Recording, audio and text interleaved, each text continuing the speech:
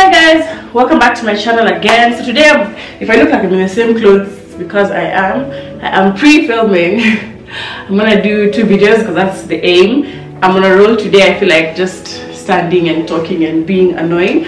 So I just figured out that since when initially I started this channel, it was going to be about life in the single lane and living life largely single and happy and yeah, all that. And part of that meant that I'd be sharing with you stories of bad heartbreaks and like just funny date stories and, you know, millennial stuff.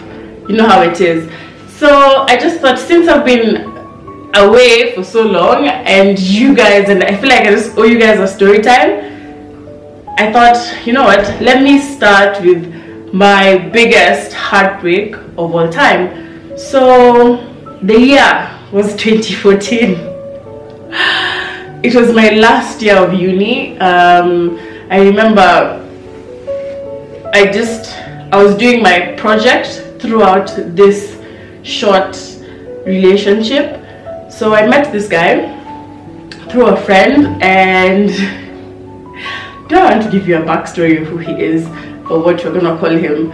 Can we call him, let's call him M. So M and I met through a friend, let's call our friend D, and D introduced us one of these days when I was I'd finished one of the chapters in my dissertations, and I really needed a break from the books for a bit, and I wanted to just chillax, hang out and have fun. And D texted me and he was like, "What are you doing?" I'm like, "I just finished and submitted my first chapter." He's like, "Okay, why don't you come and hang out? We are at the studio." So M was a producer. M was a producer, and he's like, "So I'm with my boy M and we are just chilling at the studio doing a bunch of stuff. Do you want to come through?" I was like, "Yeah, easy." So he's like, "Okay, so send me directions, we'll come and pick you up and bring you back with us." So they came, got ready, left, went, hung out at the studio. There was a bunch of people, it was just vibes, everyone was chilling, some people are drinking. It was just fun. And then so I wasn't really into anyone. So I wasn't really exactly looking, or I don't even know how to explain. Like, I was just chill, basically, going with the flow. Yes, this is what happens when I go with the flow. So anyway, the evening rolled out, the afternoon rolled out into the evening, and eventually we ended up going out. And of course we went out to Electric Avenue, you know, Westlands, you know how it is. We were so waved. By the time we were going, Yanni, we were so drunk. These are not responsible stories. So anyway, we were so drunk by the time we were going out, and we had so much fun. So we went back to M's house. There were more. Now by this time, it wasn't just the 3 of us. There were like 5 or 6 or even more of us, because there are 2 cars eventually. And then when we came back home, there was just 4 of us. So we went to bed, slept. In the morning, it was like 5, I would say 5 in the morning. Slept for a couple of hours, and then the next day M dropped me off at my hostel. So M and I exchanged numbers, and he's like, I'll call you, like I'll holla. I'm like, easy. So we did start texting almost immediately, and you know how it goes. Once you're on, you know, when you're on WhatsApp and you guys are just like, it made sense at the time. I don't know what to say. There was good, the banter was really good between us, and I like it when someone challenges me and the banter is just you know, it just makes sense. And I started feeling like, maybe I like him. So in the middle of the week, M calls me up and he's like, "Do you wanna go to, was it dinner? Do you wanna go hang out at Diamond Plaza?" And at the time, I used to live in Parklands, on First Avenue in Parklands. So Diamond Plaza wasn't a great distance for me to go. So he picked me up again. We went, guys were playing pool. us guys are chilling, so we just got to talk and, you know, ask more questions. We hung out, me and him, for a bit by ourselves, and I figured, you know what, this guy is actually cool. So anyway, around this time, I think he had to travel with his mom. His mom was unwell, and he had to travel, go to South Africa to get her meds. So we kind of, I don't know. No. Was it this time or the next time? No, this wasn't that time. So first, before he went to SA, he had a gig. One of his artists was dropping a mixtape or something, I can't remember. But anyway, she was dropping a mixtape, and he invited me. He's like, yo, come, why don't you come? Bring a friend. It was a club at Westlands. Dress up, come, let's chill, hang out, have fun. So this particular night, I got dressed up, I was feeling myself, I was looking good. We got there, he was really nice, we got our drinks, he was introducing me to everyone. He's like, oh, come and meet my boss. Boss, this is Grace. Grace, this is boss. This is ex-artist, come and meet Grace. It was just, you know, basic chilling. This is Grace. Grace meets ex-person. The thing went well, and then the next, this is how crazy that night was. So after that, we went partying, and then the next morning from the club we went fishing.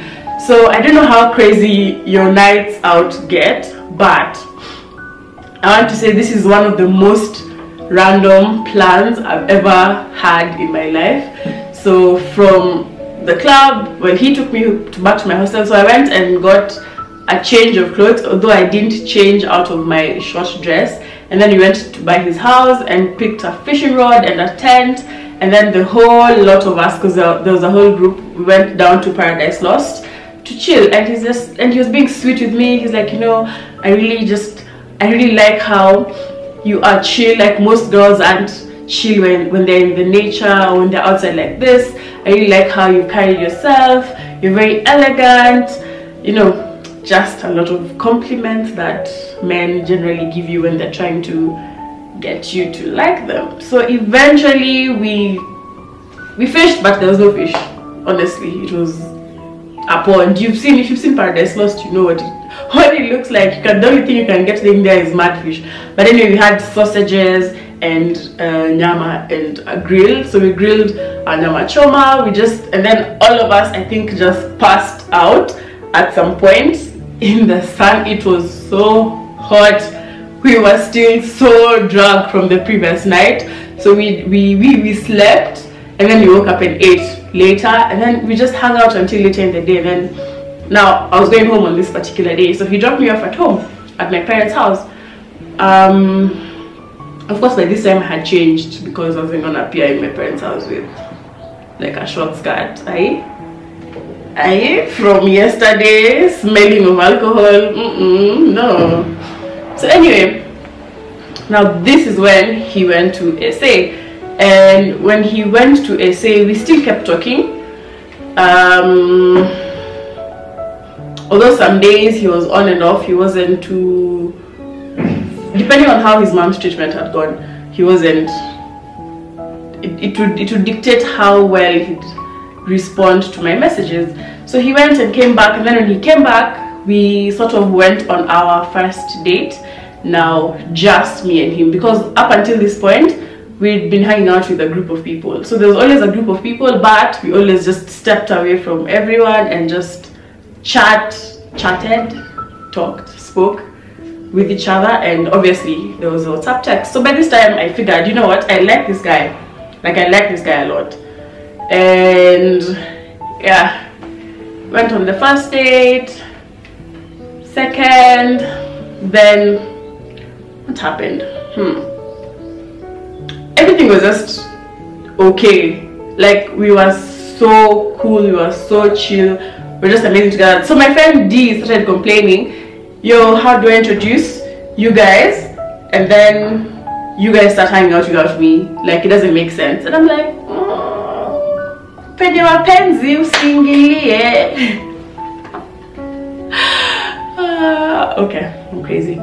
So anyway, yeah, we started hanging out more often, and it just kept going and going. So around this time, I think this is when I finished my finals. No, when I was doing, right before I sat for my finals. No, I got an internship which was near M's workplace. So from his, because I used to be, this was my second internship, 2014. Yeah. So I used to go from, so I sort of switched to the evening classes. Not quite, I just used to take their lessons, but I used to go all the way every day to work. And in 4th year, I remember I didn't take 6, because you're supposed to take 6 units. I think 2 out of those I didn't need to be in class for, because one was research, which was my dissertation, and the other was something else, I can't remember. But I basically only had 4 classes in a week, and it made sense for me to just get an internship and just get ahead with my career goals, which have changed obviously because why not? Yeah, so anyway, so I was taking my internship, and it was near X's place of work, which meant that every Friday or every so often we'd then hang out after work. So after work, I just literally either walk to his workplace or he'd pick me up from outside of my gate. It wasn't an issue, and we just go hang out at the studio, chill until later on in the day, and then either go out or just go home and chill. So around this time, so during this, so we sort of got into, because he's being a producer meant that sometimes he keeps very late hours, and we just sort of got into a routine. So I was studying for my finals, and sometimes we'd been chatting on WhatsApp the whole day, and then he does whatever meetings. Sometimes he's in the studio until 3 AM because an artist suddenly got inspiration and he had to be in the studio until 3 AM. And then when he gets home, he'll call me. So he'll call me at around 4 AM and be like, yo Han, I'm getting home now, I'm gonna go to bed. And then that's when, so we chat for maybe an hour on phone or 2 hours, depending on, you know how when you're in love these things just happen and you're crazy. So but then when he's going to bed, then I used to wake up and start reading for my exams. And we just sort of fell into a nice comfortable routine, which meant that he comes from work late, calls me. When after I'm done with our phone call, I sit and read, and then I go to work or I go to class depending on the day, and then finishing my research, whatever. It made sense. So over this time, he used to have sometimes there were some difficulties along the way with his mom. So sometimes he just switch off and not speak to me at all. And then after, he'd be like, I was going through a hard time and I just needed to be alone, or I needed to go, he needed to go and chill. He was and he'll tell me I was at Paradise Lost. I just needed to go and chill and clear my head because there was a lot going on with my mom, which I understood, because one of the reasons we had really bonded is both our moms were sick. At that time, we just discovered my mom had a stroke, and we we're just trying to move on from the situation, or deal with the situation as it is. And his mom had cancer for a bit, and so for them, they'd been dealing with the situation for a long time. And so we just had there are things we used to sit and talk about between us, and it just made sense because of the situation that you were in. And it was so easy, we could relate it so easily, not just on that, but on many other principles. We were on the same page. So around this time, unfortunately, his mom passed away, and this time, it was they knew. The doctors told them. The doctors told them that you don't have much time left. Just enjoy. So like I sort of just let him be during this time, because it's like he's just trying to spend every single moment, every last moment, he's just trying to remember her as best as he can. And that, it was a really hard period, and we hadn't even known each other 3 months at this time. We weren't even officially dating. So it was just, I don't know, I was kind of in that hard place where do I come, or do I, like, I didn't know where I stood or what I should have done in this particular time. So anyway, his mom passed away, and I forgot to mention that he's Zambian. So when she passed away, they went home to Zambia to bury her, and that sort of just like for a whole, was it 2 weeks, there was just no communication from his part. And like when he traveled before to SA, we used to speak, and I didn't ask much of him, so I just used to like drop him small little messages like, you're in my mind, I'm thinking about you, I'm praying for you. Not every day, but every other day I'll just send a message to him, just a kind message, you know, I'm here, I'm thinking about you. Yes, it was hard.